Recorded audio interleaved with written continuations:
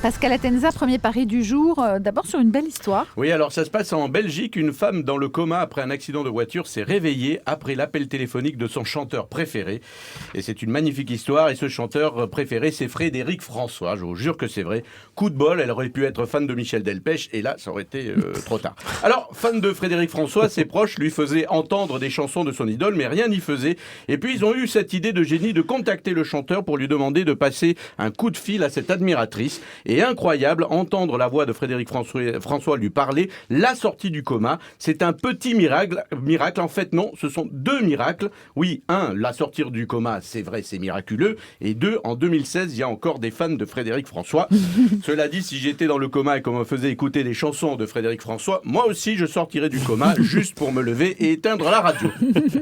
C'est extraordinaire quand même qu'ils aient réussi à le joindre et que lui ait accepté. Il n'est pas etc. super occupé, je crois.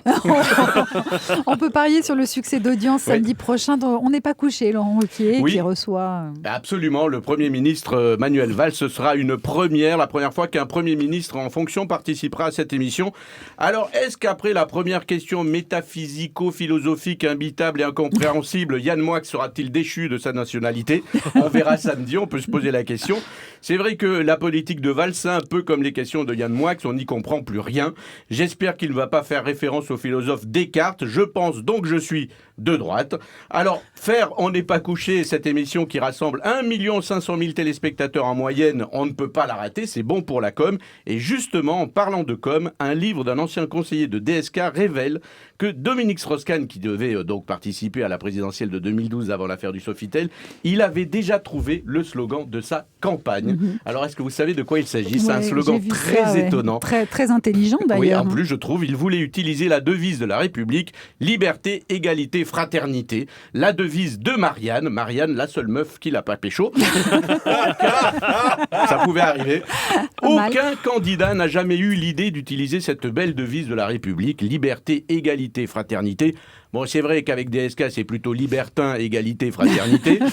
Une devise qu'on retrouve sur tous les frontons des boîtes échangistes. Libertin, bon, ok. Égalité, en effet, à poil, tout le monde est égal. Et la fraternité, c'est quand tu prêtes ta femme à tout le monde. Donc, il était cohérent, il aurait même pu gagner.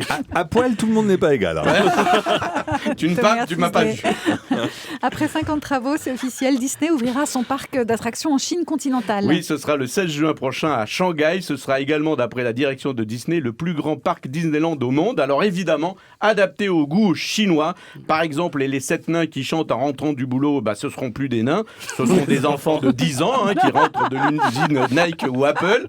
Mais oui, ça va être incroyable. Dans les boutiques Disney du parc, les enfants chinois retrouveront les jouets Disney qu'ils ont fabriqués eux-mêmes. Ça va être génial. Bon, du coup, problème, ils voudront pas trop y aller au parc Disneyland car ça leur rappellera trop le boulot. Les 101 Dalmatiens, ce sera pas une attraction, mais un menu dans les restaurants du parc, évidemment. Alors, je le disais, c'est un parc Disneyland adapté au goût chinois, pays communiste. Les parades se feront donc avec de vrais chars d'assaut.